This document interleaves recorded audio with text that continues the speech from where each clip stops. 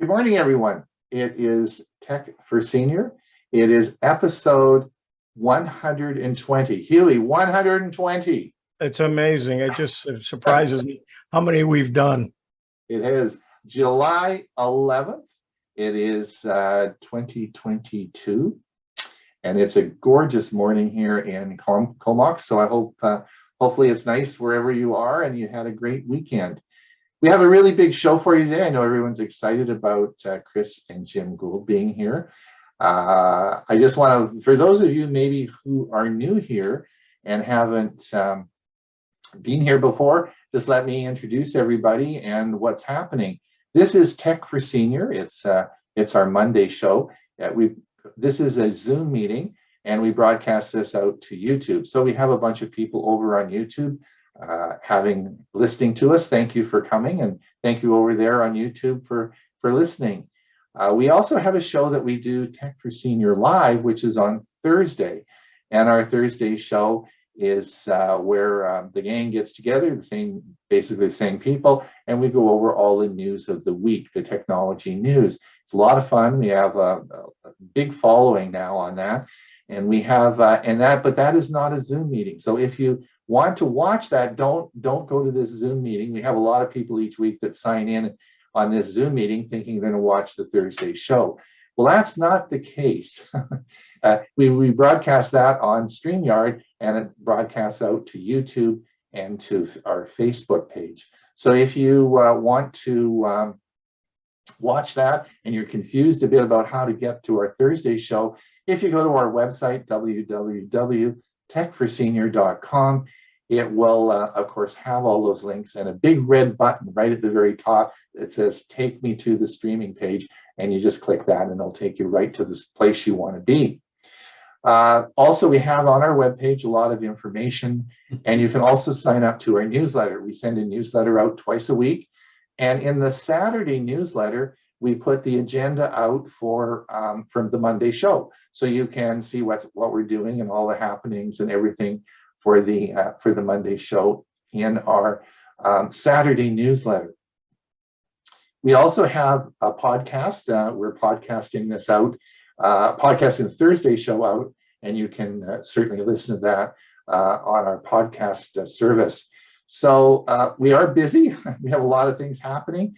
We like to keep in touch with everybody to let people know what's happening around as we do a lot of different projects. So you can do that by signing up for our newsletter. And I think it's important. We only send it out twice a week. And it just is really to update you on what's happening this week. Hewie and I, of course, also do learning Chromebooks. We're very interested in Chromebooks. We do this once a month. And of course, we'll be coming up soon to our next learning Chromebooks, right, Hewie? When is it? It's July. Unmute yourself. It's the fourth Thursday of the month. Fourth Thursday a month. There you go. And so anyway, we're going to have it's coming up quickly, and we'll be talking about Chromebooks. Now, we also have a premiere service, which is starting at 1:30. And this, and I put the link in the chat. The link is also in the newsletter. Today on our premiere service, Dewey, who has since retired, will be talking about on-demand streaming services. I'm going to talk on Google Photos. Hey, Chris, we'll see if I'm right. I've got a couple of tips on Google Photos. And Hewie is going to do part 3 on Facebook tips. So that's part of his 3-part series he did 1 year ago. And that, of course, will start at 1:30 on our YouTube channel. And I put the link in the notes, and we'll be playing that for you. So let me introduce everybody. You probably know my partner, Hewie Poplock here. Well, hold on. I don't want to say partner. I always get in trouble when people introduce partners because you're not sure if they're married or not, right? I volunteer at our airport every Wednesday morning, and I've been going with the same people all the time. And I got introduced the other day with the girl I work with all the time there, as she introduced me as her partner, and that added a lot of confusion to the comments that day. So now it's a big joke that I have 2 or 3 wives, right? So anyway, I'm going to tell you, this is my co-host. How's that? Is that better? And as I mentioned the other day, in case people are on here that weren't there, we've never met. Yeah, well, I've never met you. I met everybody else, but I've never been Hewie. I hear you're a nice guy. I hear it too. Anyway, Hewie's, of course, from Bradenton, Florida. We're not all in a broadcast booth. We're not all together. We're all across the country in different countries. Anyway, Hewie's in Bradenton, Florida. And then, of course, we have Bob Gustisha, our security expert and expert in all matters. How's that, Bob? Pretty darn good. and a man with a fiery intro. You got to watch the intro. You've got a fiery intro, right? Because you put it there. All right, there you go. So you had a good holiday. You were away this last week. Yeah, my daughter number 3 is celebrating birthday number 59. And she had a nice big party. Today is actually her birthday, but we celebrated it yesterday. Very good, very good. And of course, we have Ray Baxter. He is our music director. He always has lots of toe tapping music for us. He's well known in the music field, and probably the nicest man you ever met, right? That's your claim to fame. You're the nicest person. I've been able to make that keep that a secret, though. I want to tell you, I went on the weekend. I went down to Phoenix. There's a group that I used to hang around with a lot, and COVID kind of cut that out. So I've gotten involved in them. It's called Romeo, and if you don't know what Romeo stands for, it's Retired Old Men Eating Out. Oh. And we meet once a month, and we're like-minded guys, and I had a really good time catching up with them again.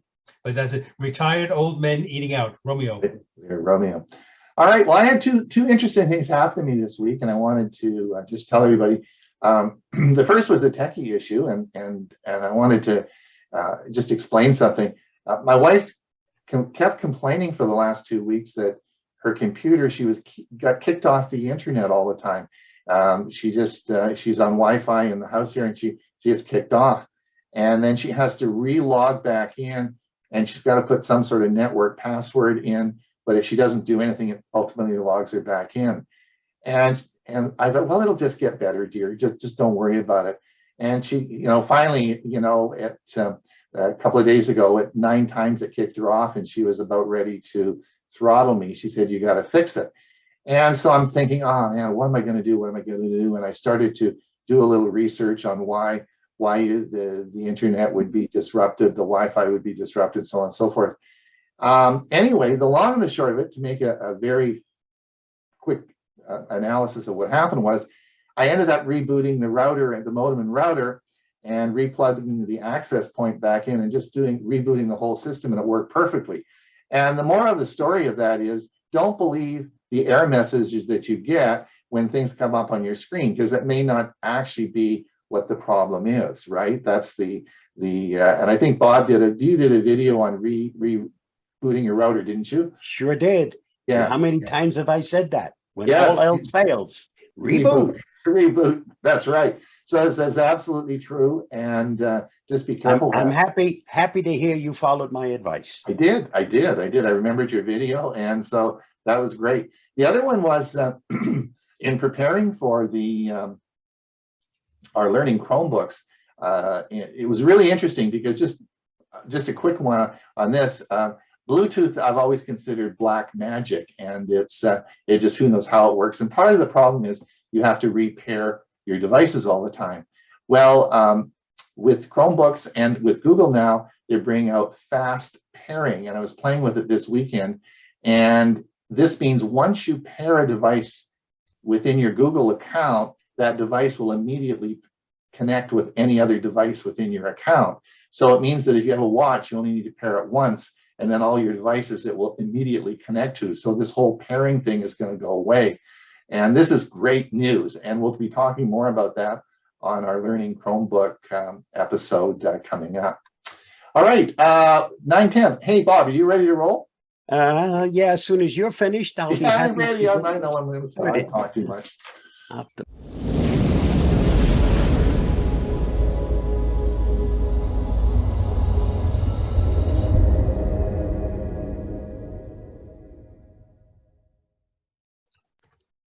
Here is the Avast Security News Roundup for the week ending July 8th, 2022.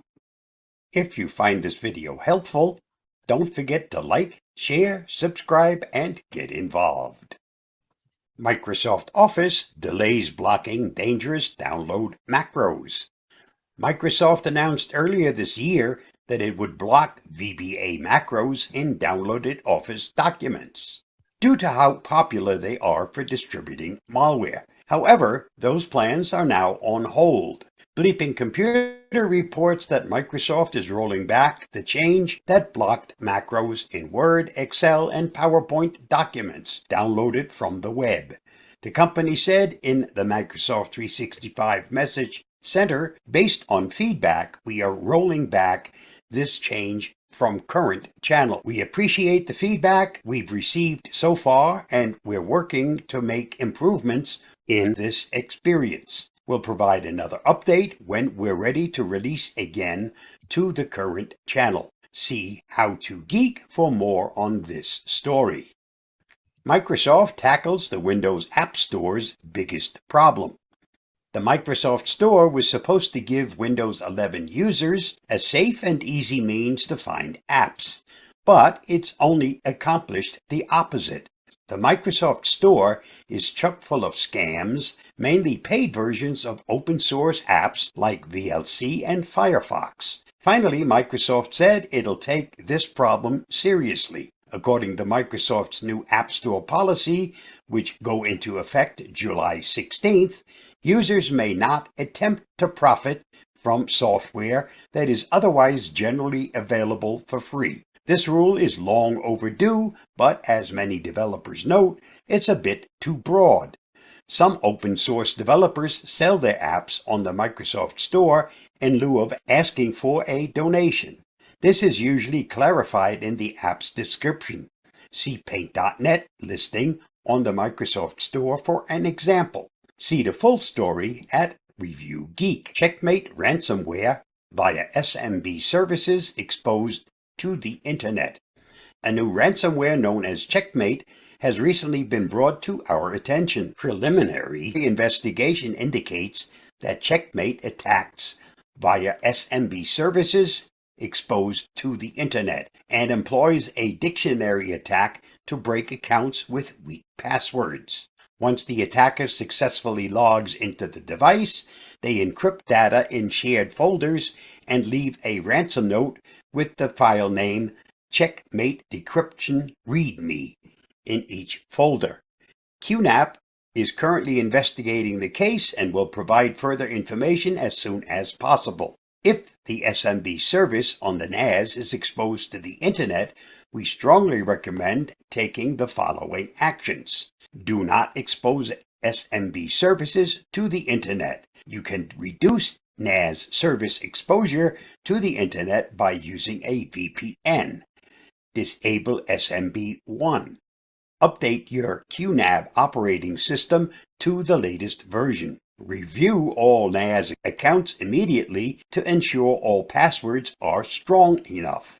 And back up your data and take snapshots regularly. See more on this at QNAP. Musk ends bid to buy Twitter. Elon Musk has bailed out on his bid to buy Twitter, claiming the company committed multiple breaches of the merger agreement.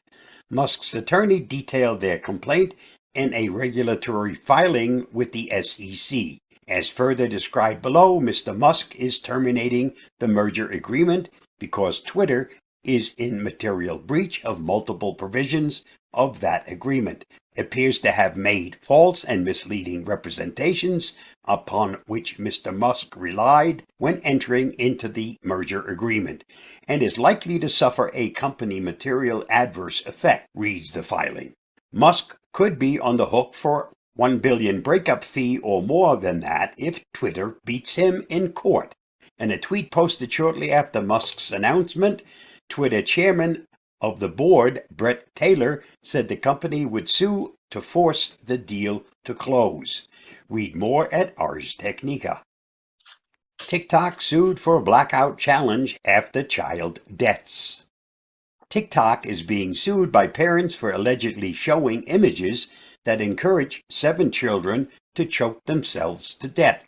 The so-called blackout challenge displayed videos of other people trying techniques that encourage users to choke themselves with belts, purse strings, and anything similar until passing out. All the children who reportedly died after trying them are said to have been aged between 8 and 14. The deaths by strangulation mostly occurred last year in Italy, Australia, and the US, with the 2 most recent lawsuits being filed on behalf of Lalani Walton, 8, and Ariane Arroyo, 9. The mother of one of the earlier alleged victims, Nyla Anderson of Pennsylvania, claims that TikTok pushed exceedingly and unacceptably dangerous challenges. In an attempt to shore up its reputation, TikTok has blocked the Blackout Dare video, instead linking those who search for it to a warning screen that declares some online challenges can be dangerous, disturbing, or even fabricated. Read the whole story at Cyber News. Snapchat's Ghost Trails feature might be used for stalking. The new subscription package includes some of the platform's experimental features, such as pinning one of the friends as BFF, seeing how many users have rewatched your stories, and having a special badge with Ghost Trails. However, things are quite different. It allows you to see where your friends have been over the past 24 hours, as well as records of their movements and route, making it publicly available to subscription-paying friends. The feature only works if your friend has set their location as visible to you. You should be able to clean your trail by toggling Ghost Mode on, then off in your Snap Map settings, which will make you disable your location data altogether. Users went on Twitter to call the feature dangerous and creepy. Some argue that it encourages stalking, while others that there is nothing it can be used for other than actions with malicious intent. Read more at Cyber News. This week's must-read on the Avast blog. There is big business and durable medical equipment fraud. DME encompasses wheelchair, walkers, braces, and other devices prescribed by doctors to help patients deal with injury or illness at home. Read the article at the link listed, or watch my video on this topic by following the other link. And that wraps up this week's Avast Security News Roundup. Stay safe, stay secure, and I'll see you again next week. Bye-bye. I'm actually going to play that video on avoiding medical scams for you next. I would still appreciate it if you liked the video on my YouTube channel. Avoiding medical scams. DME fraud. DME encompasses wheelchairs, walkers, braces, and other devices prescribed by doctors to help patients deal with injuries or illness at home. Fraudsters take advantage of this industry by leveraging the personal information of unsuspecting patients to steal from Medicare. The way they do this is by contacting patients and tricking them into ordering DME by, for instance, telling them they're eligible for a free device. Medical identity theft is when scammers use your personal information to get treatments, prescriptions, medical devices, or other benefits under your name. A big problem here is that these fraudulent claims go on your medical record and can impact any real treatment you're receiving. Follow these tips to recognize and avoid both durable medical equipment, DME, fraud, and medical identity theft. If you get an unsolicited call or email asking for your Medicare number or health insurance plan in order to give you a free medical device or any other free product or service, it is most likely a scam. Do not be fooled by scare tactics such as the claim by a DME provider that you need to order a device now because Medicare is running out of money. Scammers always try to pressure you to act immediately. Do not accept delivery of medical equipment unless you know it was ordered by your doctor. If you accept delivery, you could find yourself responsible for part or all the cost. If you find this video helpful, don't forget to like, share, subscribe, and get involved. Do not give your Medicare or insurance number over the phone or in an email unless you initiated the communication. Share the information only with trusted healthcare providers. Make sure you shred outdated insurance forms, physician statements, prescription paperwork, and other documents containing your medical information before throwing them away. Do not answer questions from a caller who says they are conducting a health survey and need your Medicare or insurance number. Do not give your insurance information to a family member or friend, even if it's to help them get treatment. It will still be considered fraud. Protect yourself from these scams, and even more importantly, share this information with anyone in your circle who may be vulnerable to such tricks. Learn more from the FTC's consumer advice on medical identity theft, and be sure to read Grace Mage's comprehensive article on this topic. You'll find the information at the following link. Stay safe, stay secure, and I'll see you again soon. Bye-bye. Thanks, Bob. Excellent, excellent advice, and good work. All right, let's move on. We, of course, I know what you've all been waiting for. You've all come to listen to Chris Guld, and of course, and Jim from Geeks on Tour. In the introduction, of course, I often say, well, nobody needs to introduce those two because everybody knows them. But you should be aware that Chris is a product expert in Google Photos. That she actually is a platinum product expert, which means that she's sort of at the top of the list. And as a result of that, she recently they flew her to New York, and where she was presented at the Google headquarters with a special award this year. And maybe she'll tell us a little bit about that in her talk. But she, of course, has written a number of books on Google Photos. Google Photos is something I guess everybody uses. But the thing about Google Photos is there's been a lot of features added. Like, wow, it's so hard to keep up with all the new features. So I said to Chris, I said, would you please come on the show and please explain some of these new features? And she said she would be so glad to do that. And we are so glad that she is here. And we look forward to your comments over the next half hour, Chris.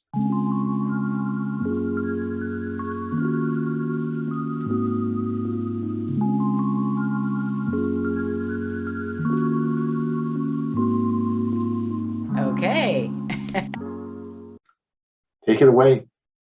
I hope we can live up to your promotions there, Ron. Are they seeing? Yep. Okay. So this is Google Photos update and tips. I mean, I'm not going to show you everything that's changed or been updated because not all of them are fun. I like to show fun stuff. All right. And okay, we yeah. want to go to that one. Yeah, so Tech for Seniors is the Geeks' favorite Monday show. Just so everyone knows, I had to put that in. Okay, but we are geeks, also known as propeller heads, and we can prove it because we have these silly hats that we put on, and that's a lot of fun for us. Okay. we are not Geek Squad. Geeks on Tour is just us. Nothing to do with Geek Squad. I will not fix or attempt to fix your computer. Just in case there are people in the audience who don't know about Google Photos, I just need to say a couple of words so that you understand what's going on.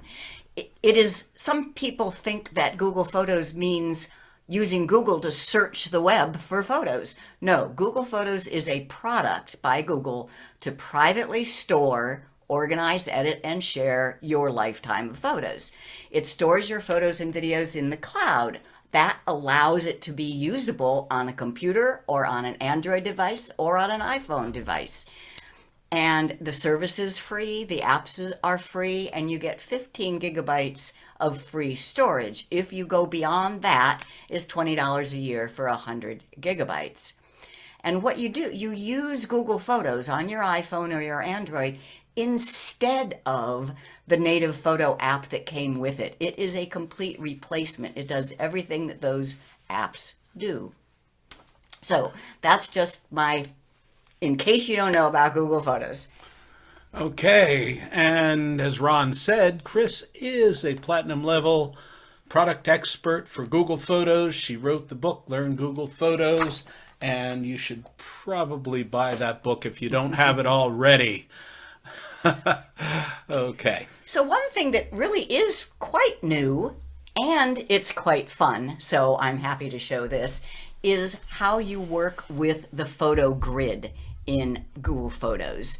Now the grid, this is mobile only. You see a grid on the web version, but you don't have any control. On the phone, you can pinch and zoom to the desired size. You can use this little scroll button to go fast, and I will show you all of this. When it's in the smallest view, you will now see two new things. You'll see a date overlay on the top left, and you'll see these cool little best of month highlight reels. When you are in a medium view, you may also see a location in that overlay. And when you select photos using long press, and Ron, this is the thing that changed on Friday. We figured it out. Between the two of us, we figured out what the new thing was on Friday, is selecting photos. You get this pop-up menu. No big deal. All right, let me show you this. So this is my iPhone. No. This is my iPhone, and surprisingly, some of the new stuff is on iPhone first. There we go. I don't know why, but and this is what I'm talking about. That's Google Photos. That is Apple Photos. If you start using Google Photos, do not use Apple Photos anymore because you'll get confused. There's a lot to learn about using either of them. Learn one and stick to it. Google Photos. This is the grid. How do you get to the grid? If you're in search or in sharing or in library, you get to the grid by tapping on photos. So this is the grid, all of your photos. In my case, it's like 100,000 of them. You can put two fingers on the screen and increase the size until you're at one single photo. Then you can pinch. Now I'm in day view, pinch again, and I'm still in day view, but a little bit smaller. Pinch again, and I'm at the smallest, and this is month view. Let's say I wanted to find some pictures from 2016. As soon as you start scrolling, this little button, I call it the quick scroll button, appears.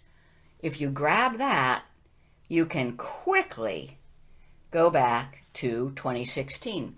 And notice how it's popping to the top of a month.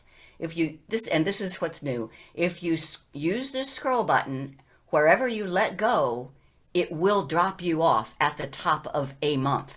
Now, it doesn't do every month. I mean, so if I want to find something in 2016, notice there's December. I just barely go down and I'm in September. I barely go down again and I'm in May. That's why it's way cool. Once you start scrolling, you now have this date overlay in the top. So I can just scroll and know that I will not miss the August. I want to get to August. There we go. Okay. So that's a bit about the grid in general. Now, one other thing that's new, let's say I want to select a photo. When you're looking at the grid, you select a photo by long pressing. Long press, and notice that that photo is now selected and a menu has popped up. These are what you can do with that one photo. You can share it. You can add to an album, a movie, an animation, or an existing album. You can delete it. You can order photos from it. You can make it a favorite. You can move to archive, save to device, edit date and time, or edit location. So that's what's new as of last Friday. And that can be for multiple. So I'm going to tap the X at the top here to deselect that one. Now let's say I want all of these of Jim and his friend Tom, and I long press on one, then you can just scroll down, and I have now selected 33 photos. If I wanted to delete them all, the delete button has popped up at the bottom. Okay. So that is the photo grid. And if you have any questions, please put them in the chat and we will deal with them at the end of the meeting when we go to the Q&A section. Okay, but go ahead and put them in the chat now. And the next thing I want to show you is we have a little pre-recorded segment on. It's 6 minutes, and it's about the fancy editing tools that are available in Google Photos when you're looking at people's faces. So I call it portrait editing tools.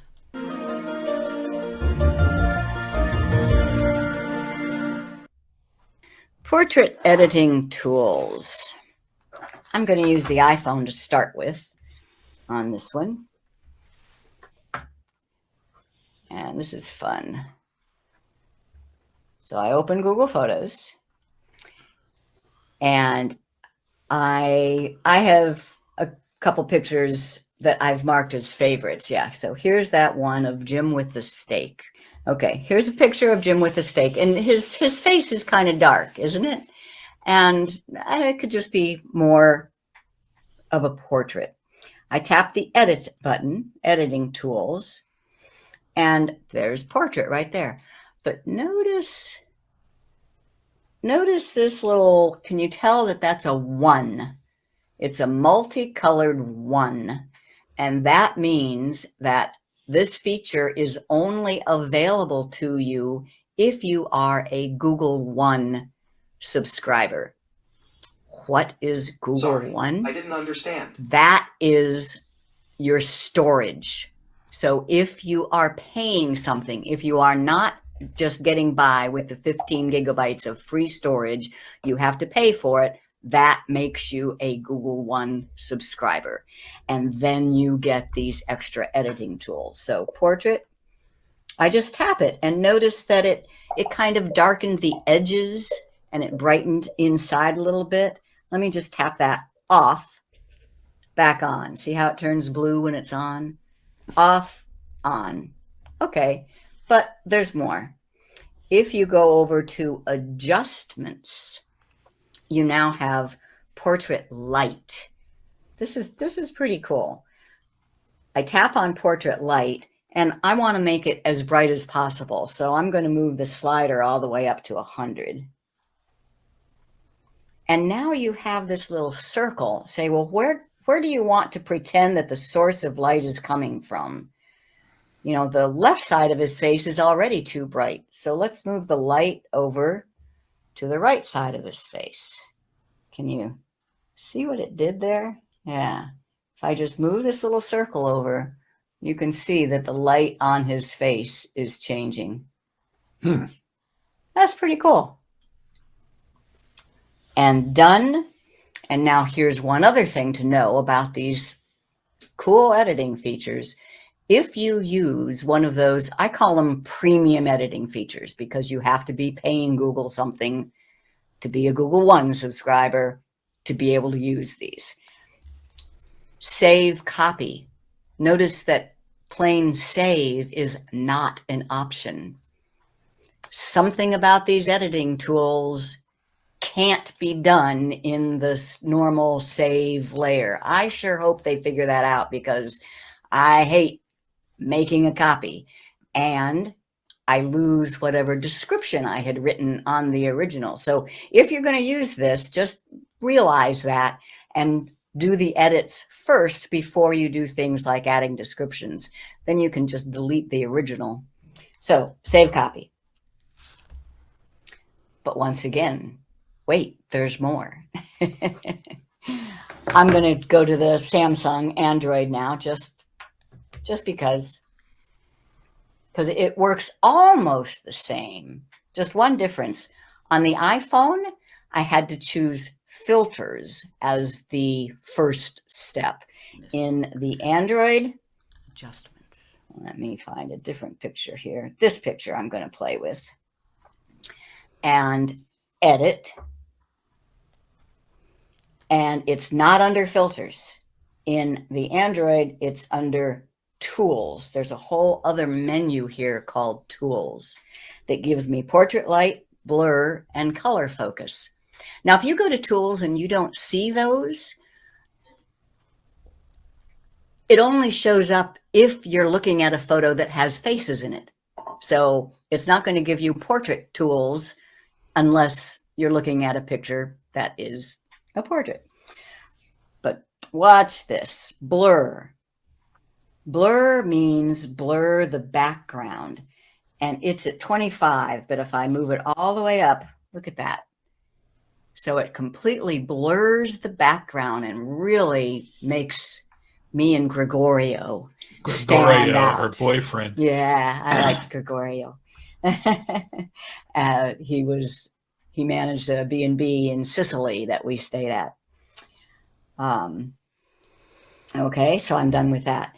And now, what if I really wanted to make the background go away? I could turn the background to black and white. That's what color focus means. Color focus, and it starts out at 0, so I still have to swipe the slider. So see what? We're still in perfect color, but the background is black and white. And if I want to keep that, I have to save copy. All right, so those are the special editing tools.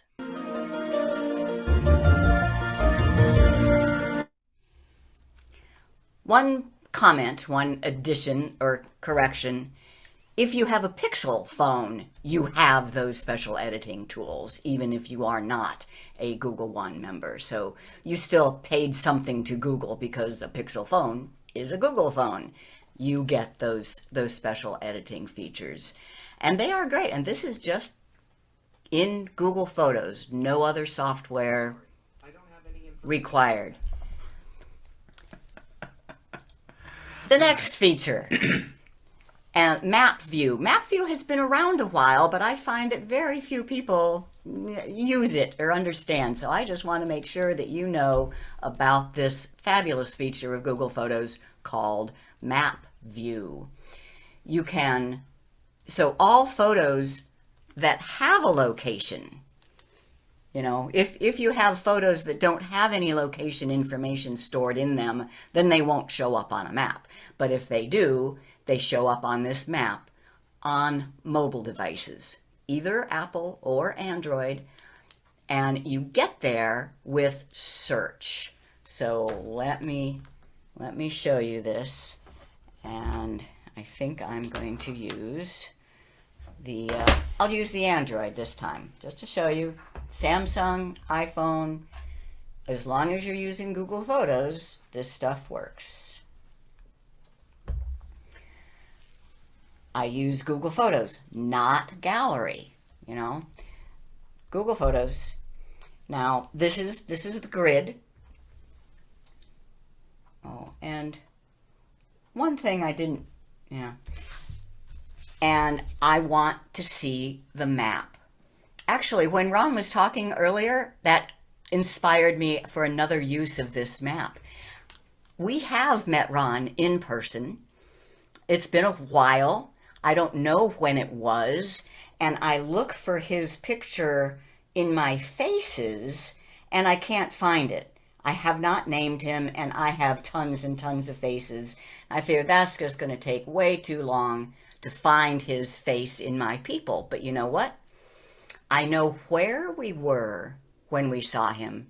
I'll bet you I have a photo of him that is in Mesa. So let me show you how I get there.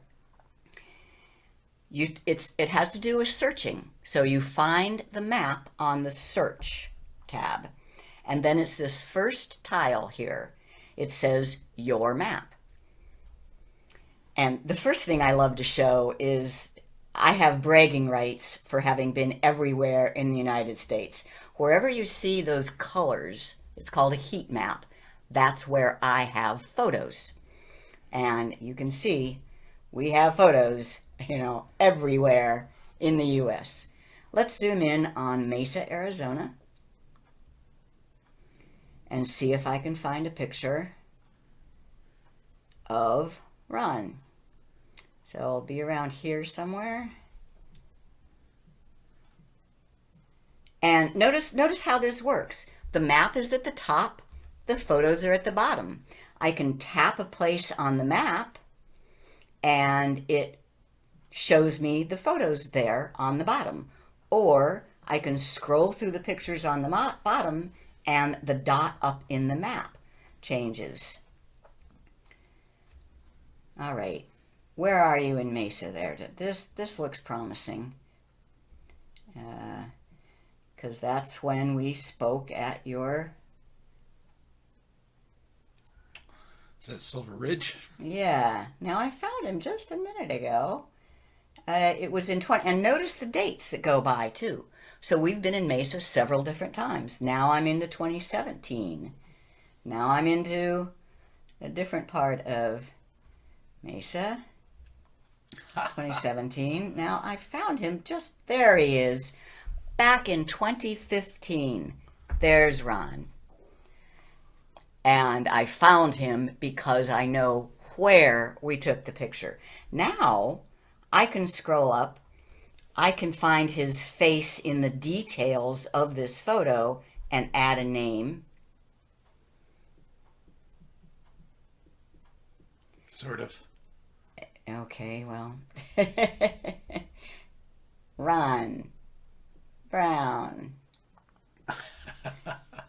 Close enough. Close enough. Now, the next time I want to find him, I can just search for Ron Brown and it will show me all of those. And there's so much more you can do with, our photos from Italy. If I want to see a photo that was taken in Rome, I just go to Rome. I can see those photos. But I use it for all sorts of memory aids, like finding Ron in Mesa.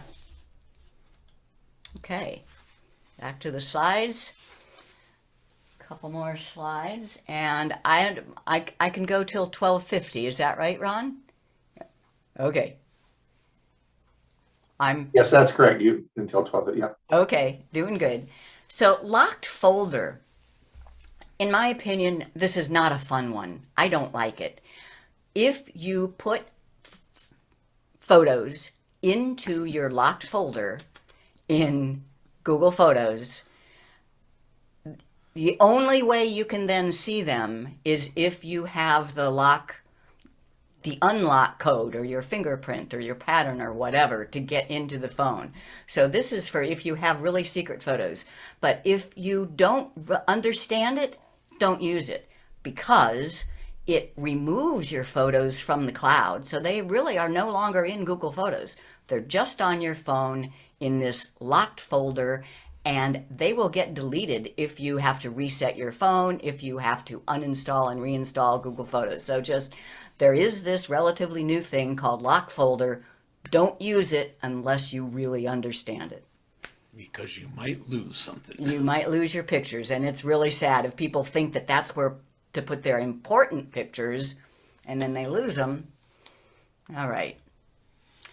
And I think this is our last little tip, and there is a video on this one. You want to play it? Yeah. It's 2 Okay. minutes. Oh, I can do that. okay. Or I can do it live. Yeah, it's a 2-minute video. We should be good.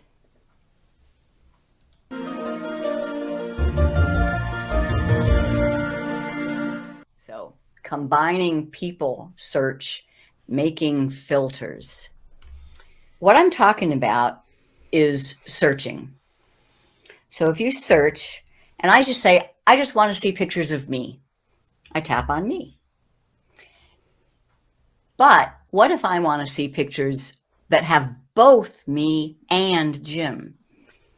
You can click this little plus next to Jim's face.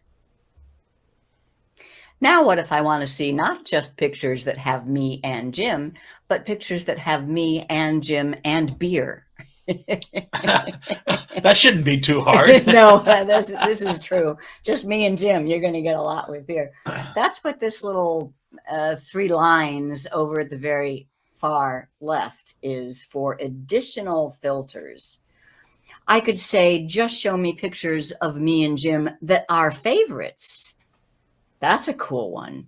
So if I want to find a good picture of me and Jim, that's exactly what I would do. I would search for pictures that have me and Jim and that have been marked as favorites.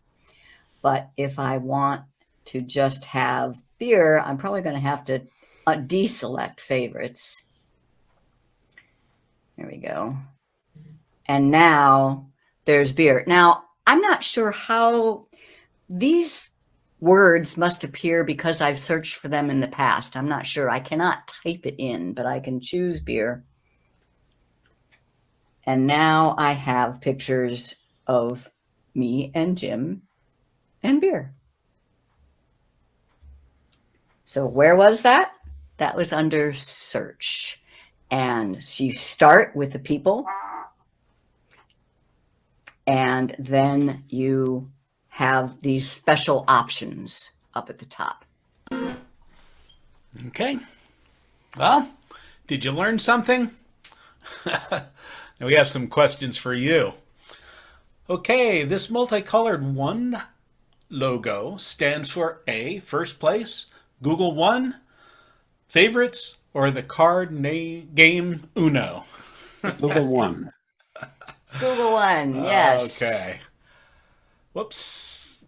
To get back to the photo grid from any other screen in Google Photos, tap Photos, tap the Account button and Grid, or C, tap Library. A, photos. Okay, true or false? When you use the quick scroll button to go through the years, it will always drop you off at the beginning of a month. True, and that's really nice. Yeah, Didn't always do that. It's nice that it did that. Google Photos map view is on what menu? A, Photos, B, Search, C, Library, or D, Sharing? Search. Search. Down at the bottom on mobile devices, either Android or iPhone, but mobile devices, the tabs at the bottom. Okay. That was it? That was it. I'm Jim. I'm Chris. And we're Geeks on Tour. Sure. And it looks like we're on time. Exactly on time. Good job, Chris. And we will stick around for the Q&A. I see there were a few of them in the chat. Okay. Wow, that is so, I'm so excited. And that was great, Chris. That was, I learned so much and I have so many questions. I hope no one has any questions because I have lots of questions for the Q&A. Anyway, thanks so much. And thanks for being on time. That's perfect. So this is the time when we say goodbye to our YouTube fans over there. If you, thank you for coming. And don't forget our primary service at hour.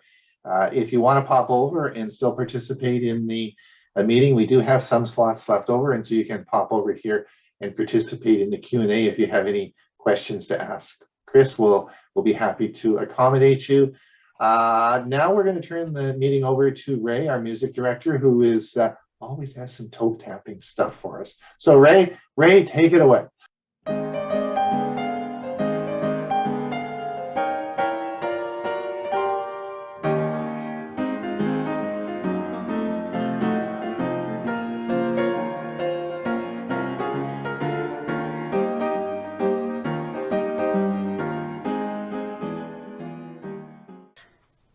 All right. Good morning, everyone. Now, some of you may recall that my last music presentation of 2021 featured the world-famous Swedish band ABBA and their Happy New Year song. At the time, I also mentioned that a new music technology would debut in 2022 titled ABBA Voyage. A big thanks to Mike Ungerman for alerting me that ABBA Voyage officially arrived on May 23 at the ABBA Arena in Queen Elizabeth Park, London, England. Now, this facility was built specifically for Avatar concerts that, in the case of ABBA, will allow the 4 band members who are now between the ages of 72 to 77, believe it or not, they're going to virtually appear as they did in 1977. It has been reported that this project is one of the most expensive live music experiences in history, with a budget of $175 million. Now, basically, the 4 ABBA members wore motion capture suits, which recorded their current movements, but has them appear as virtual avatars in how they physically looked 25 years ago. The choreography is based on the band members' real movements, but captured from younger body doubles. And the concerts feature a 10-piece live band utilizing the song's originally recorded vocals. They play alongside the group's avatars, performing 22 of ABBA's songs, including 2 new ones. Now, the concept of using representations of a singer backed by a live band may have started many years ago in a much simpler manner with some of the Elvis anniversary concerts, where they used old video clips of the King, accompanied by a live backup band. Comparing that to ABBA Voyage demonstrates just how far music technology has come. Now, today's clip shows the technical aspects of how this is all done. You can find other clips on YouTube, mostly taken by folks with cell phones in the audience, of actual concert footage, although many of these are quickly being removed due to copyright violations. Imagine the 4 original members sitting in the audience watching their avatar selves perform. That would be that would be a little weird, I think, eh? Yeah. I'm that's hoping that crazy. the technology will allow artists who are deceased be able to take their original films and recreate it in the same way. It's really fantastic. Unbelievable, eh? Ray, Ron, we're going to be able to do Tech for Seniors 20 years from now. after we're gone, yeah, this is great. That's good. Yes. Bob's not saying anything, or he's muted. Maybe I can be seen as I was at 18, not 81. Yeah, there you go. There you go. Amazing, eh? Unbelievable. Unbelievable. The whole show is unbelievable. Chris's, of course, and Jim's segment, and then Ray. Oh, I'm blown away by it. Just another great show, our 120th. Just to remind everyone before we leave the show that we will be having a Q&A for 20 minutes. And Chris and Jim are going to stay and ask questions. I know there might be some other questions about technology, but because we have them here and they're going to be here, I'd like to try and limit the questions to Google Photos questions. If we run out of Google Photos, then we can certainly open it up. But I try to, because they're here and they can answer our questions. Don't forget about our premiere service at hour. I'll put the link again in the chat. I don't think there's much more to say other than we'll see everyone on Thursday for our Thursday show. And of course, we'll be back here next week on Monday with more on solar energy. Mike Ungerman's going to do part 3. So I'm going to open this up. As you know, we've got a lot of people in the audience. I can't see everybody. If you go down to reactions and raise your hand, then we can sort of do this in an orderly fashion, and we can ask Chris some questions. I have, because I get priority because I have 2 questions, Chris, for you. I want to get right in the start. Chris, 2 things that I was really amazed with was, first of all, the being able to rotate your videos. I never knew it could do that. I must have missed that somewhere. While you were talking, I did take a video and I did change it from a vertical to horizontal. As I edit video and I put videos, I often take videos with my phone that I put into projects I'm working on. And darn it all, they're often in the wrong tab, to take them the wrong way around. So being able to turn them on Google Photos with a video as a video is phenomenal. How long has that been there? That's number one. And number two was, you talked about locked folders, and I thought, yes, right. But would locked folders not be a good folder to put? Like, I have lots of pictures of my passports, driver's license, vaccine. I have a lot of stuff like that that I have in Google Photos that I keep for obvious reasons in Google Photos. Would that not be a good place maybe to put those in a locked folder? I throw that out for you. So those are two comments I have. Okay. First, the rotate videos. Yeah, I think that's been there since the very beginning, because I used to take videos with a really old little digital camera, and invariably it was wrong. And Google Photos was the only app I could find, and it was the one I used anyway, that would rotate them. So yeah, it's been there. It's been there for a while. You know, you might just never have tried it. Wow, So. yeah. As for lock folders for passport and stuff, yeah, that could, as long as you understand it. So meaning, don't put your only copy. You Right. have a copy of those photos on your computer or something. So if they got wiped out on your phone, no big deal, right? Right. But I guess the theory behind that would be, is if a passport, suppose, for example, you're entering a country and they may want to have a look at your phone or something like that, you could put stuff in there that they couldn't see, right? That they could not see. Yes, exactly. Yes. Yes, very good. Right. I just, you know, being a product expert and answering people's questions on the forum, we get so many people who just put all their important photos in there. Then they had to reset their phone or uninstall Google Photos, and they lost their important photos. So that just freaks me out. Yeah. Okay, Chris, can you raise your hand as well so you can pop up on my screen? I still can't see you. Just raise your hand and then I'll just pop. There you go. Perfect. Thanks. And I do, there's a few questions in the chat that people put in there earlier. I don't. Let's do those in a minute. I know that Okay. George has a burning question that he's very anxious to ask you. George, go ahead.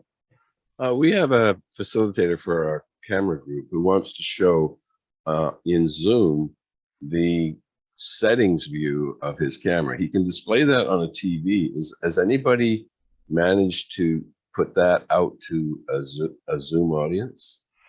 You mean a regular like digital SLR camera or something? Yeah, yeah, And he connects it to the TV with an Yeah. HDMI cable?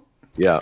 You All we use can do it- so far is photograph the TV screen that's being shown in the room. We do hybrid, so we're photographing the You might screen. be able to use a converter like a cam link Okay, coming out of the camera. It depends on the camera. They're all different.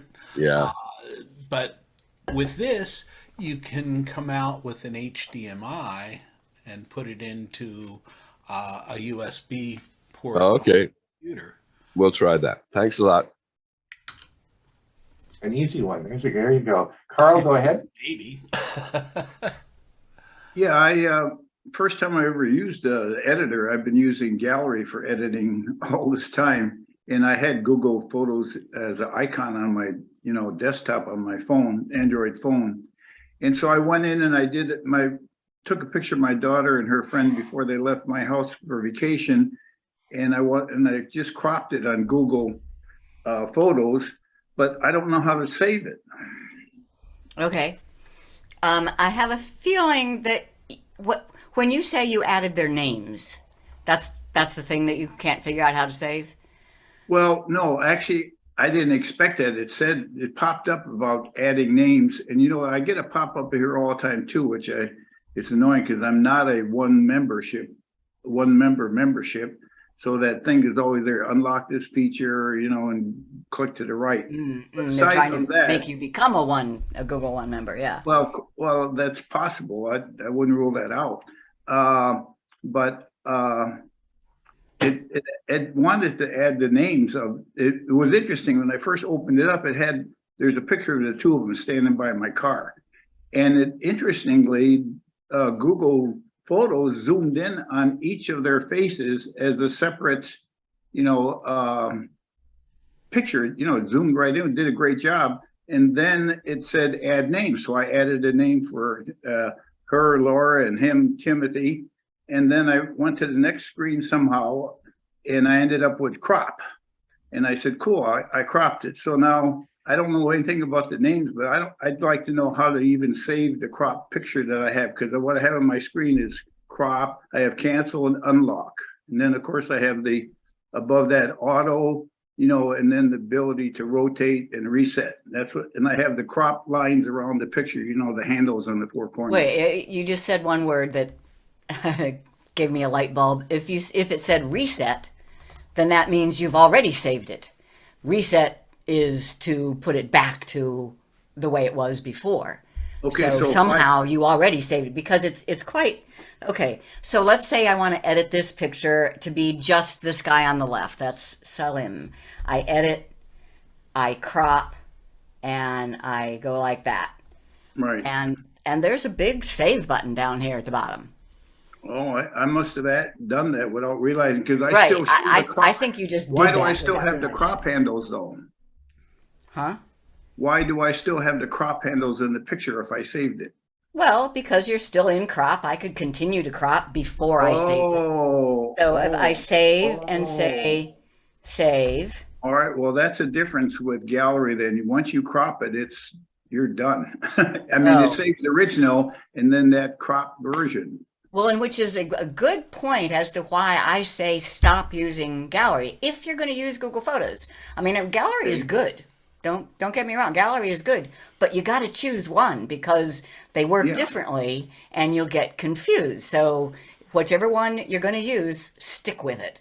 So here's Google Photos cropped to one person out of a 3-person. If I go back into edit, I now have a revert button. So it will go back to all 3 of us. And as far as the names, I think maybe there you're talking about, let me save it back as the original. When you scroll up, it shows you the faces. It sees 3 faces Yes. in That's this exactly picture. what I got. And these, it knows who I am. I am named. It doesn't know who they are. Oh. So if I just type Salim here Yeah, that's what I and did. done, then it's done. That's But saved. Then I cropped after that, but I still, Okay. when I exit, close it out and I come back and I open it up to Google Photos, it comes back to the same picture, that I had cropped. And I don't know if you can see it, but. Yeah. Well, that just looks to me like, you just haven't finished. Isn't that a save button in the lower right? No, that's an unlock button on the right and the cancel on the left. Oh, okay. Well, that means that you tapped on one of the premium editing features and it's saying, nope, can't use that unless you unlock. Oh, If you're not going okay. to unlock by purchasing a subscription, then I you see. cancel. I did click on unlock. I mean, one of the features that I had to pay for, but I'm still in there, I guess. All right. Yeah. So then you Explains just it. need to cancel. Say, all right, never mind. I'm And not I gonna use learned that feature. something. I love that feature where you can do the timeline on the right. I never knew that existed. That's great. When you yeah, hold up the at the fast top scroll. and scroll down. Thank you. Great presentation, obviously. Welcome. Chris, can you show us There you again? go.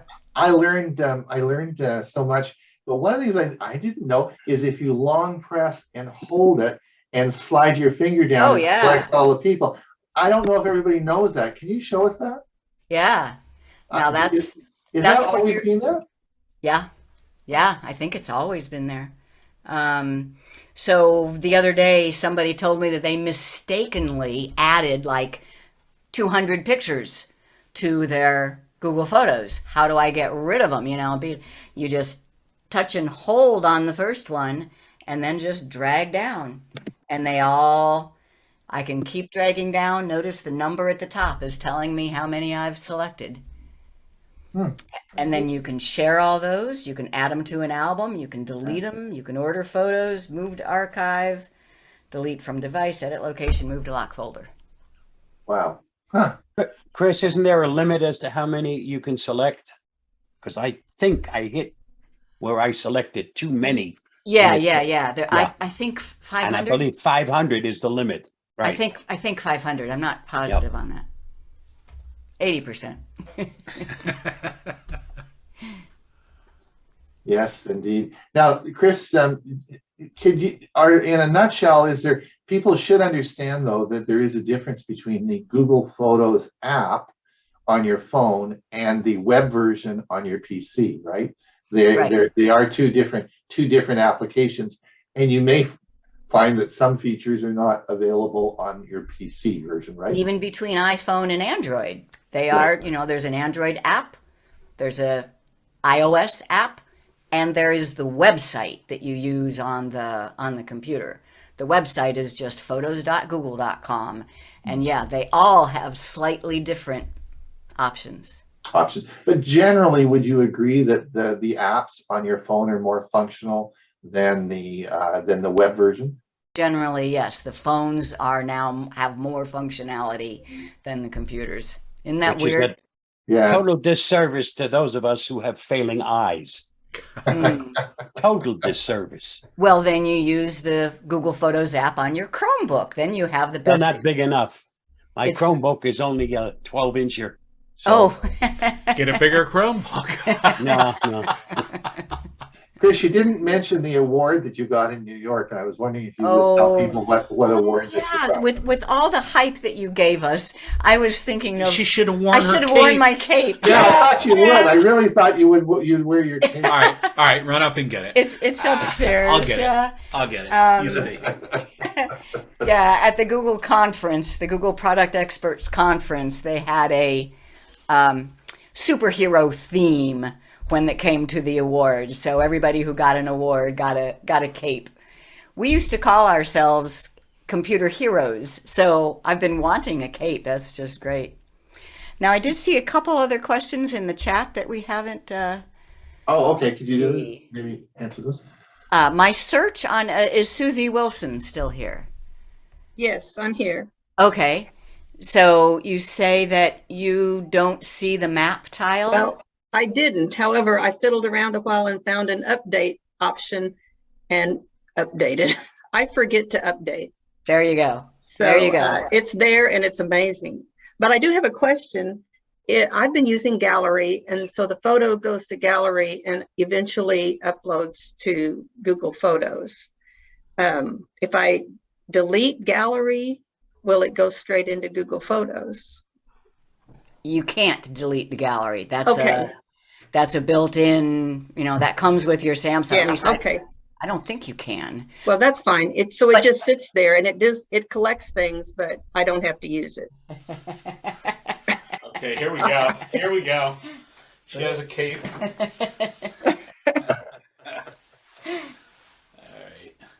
right. There we go. Yep. Now I want to see you fly up into the sky.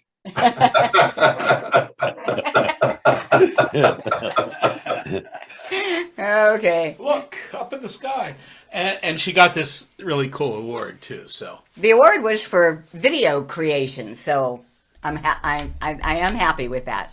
That was cool to get. Yeah, congratulations. Thank you.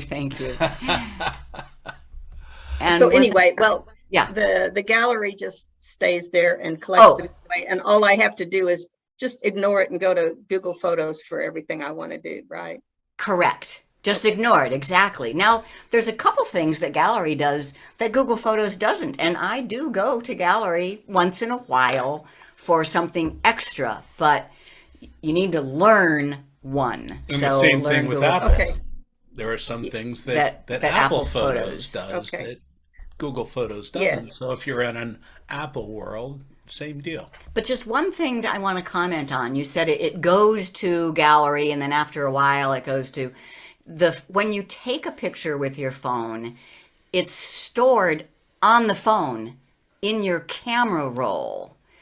Then Gallery sees that camera roll photo, and Google Photos sees that camera roll photo. Then Google Photos copies it up to the cloud. So just a little bit difference. You're not waiting. Yeah, just a little bit difference. It's good to have that concept. The photo is on your phone. Both Gallery and Google Photos see that one photo. So if you go into Gallery and you delete the photo before it's been copied and uploaded to the cloud, you've deleted your only copy. So just Okay, yeah, there's just a little, on my phone, there's a slight delay. And then when I want to look at them on my computer, my Google Photos on my computer sometimes doesn't have that yet. right. I'll That's have because it takes longer to be copied to the cloud, Okay, and that depends on the speed of your internet connection too. yeah, okay. Well, thank you. Chris, did we get all the chat to questions? Huh? Did we get all the chat No, questions? there was one more. Get Richard's. Oh, what is the current current revision date of your book? No, it was about the Chromebook. Did the Friday updates affect Chromebook? I just checked, and it doesn't look like it because of the Chromebook screen. You don't need the pop-up menu when you select a photo, so it doesn't look like Friday's update applies to Chromebook. Okay. Unless you use the app on Chromebook. Well, no, I Even was that? using the app, yeah. Okay. Yeah, I am using The Android app? Yeah. Okay. Or Bill- the Chromebook Bill- app? There's only one, I think. Wow. Yeah, Chromebooks. I need to take your Chromebook class, you know. All right, Bill, go ahead. Yes, Chris and Susie may have answered the question that the update was not necessarily automatic then. You had to do it manually. Depends on the settings on your device. But it's always good to check. So on an Android device, you would go into the Play Store, search for Google Photos, and see if there's an update waiting. I But, can make a personal observation. Okay, thank you. Updates on all your devices usually enhance the device. Updates in real life, unfortunately, seem to decline our abilities. Yeah, what's that all about? I don't know. Something's backwards. So Chris, just mention, you might want to just mention to everybody about your Sunday show. That people may not, I can't imagine anybody not watching my favorite Sunday show, right? But Wait a minute. Hewie might have something to say about that. I know. But you might mention your button show. Yeah, and I do see one more question. You want to show this one for Button Show? Yeah, sure. So our website is geeksontour.com. Now, we've been geeks since the 80s. We tour around in our RV, so that's where the Geeks on Tour comes from. And right here, YouTube show, you will see all 236. We just did 237 yesterday. And you can view any of them by finding it and clicking on there. Our next one, you will get notified if you're on our newsletter list. So, you know, if you're interested in seeing our information, watching our Sunday show, then make sure to sign up for our newsletter. geeksontour.com, click on free newsletter. And our next show is Judy Talor is our guest speaker, and she is going to talk about digital estate planning. Half of our life, all of my life is online. So if I'm no longer here, what does somebody need to do, or what do I need to prepare ahead of time to make sure they know what to do with all my online stuff? I'm looking forward to that. An excellent presentation. Really worthwhile. Yep. Yeah, she's given it many times. I watched one of her videos on it, and boy, did it give me a long to-do list. And if you watched it before, it's always updated. Right. I know every time I see it, oh, wait a minute, I missed that the last time, or this has just been added, something new. So it's worth listening to it even more than once. Okay, and I see one more chat question from Richard Clarkson. You still here, Richard?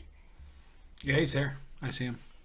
So if I want to name a picture with a face so I can search for it, I have to use Snapseed as an example to do it, correct? No. Oh, if he wants to put it on the picture. Oh.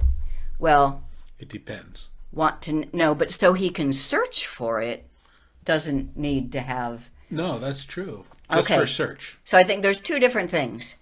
One is identifying the face in a picture with a name. That is done just using Google Photos and the people section. You give it, like I did with Ron. You know, I found his face in the photo, typed in his name. From now on, I can search for Ron in Google Photos alone. What a lot of people want is RON to actually be typed on the photo. For that, you need to type it on the photo yourself. With Android, you can do that with the markup button in the edit, or Snapseed can do it on either Android or iOS. So did that answer your question, Richard?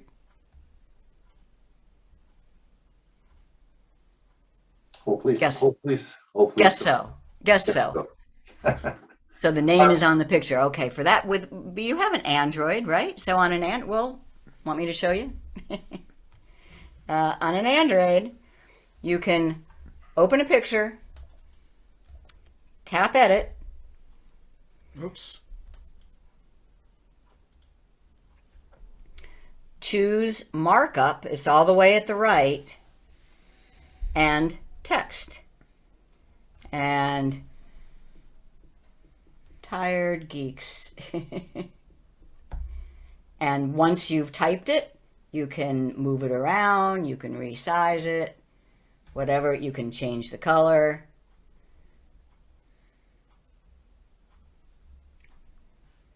And you can save copy. So with Android, you can edit a photo and add text to the photo using the markup tool. Great. Well, thank you so much for coming today, both of you. It's been a great show. It's now 20 minutes past. We have to unfortunately leave. Allow people to have a bit of a rest before our primary service starts in 10 minutes. For those of you who want to watch it, we will be talking about streaming services. I'm going to give you some Google Photos too. I might have to watch. Yeah, Chris may not. I'm sure she knows how to do this, but anyway, and Facebook, and Hewie's going to of course talk about the last of his 3-part series on Facebook. That'll be coming up in 10 minutes. We'll see everybody on Thursday morning for our Thursday show. Maybe we'll see you. Maybe you want to watch a podcast, or of course next Monday we'll be back again. Thanks for coming, everyone. Thank you so much, Chris and Jim. Thank you. Thanks, I'm Chris. so indebted to you. Please, thank you. Bye, everybody. Bye now. Bye-bye.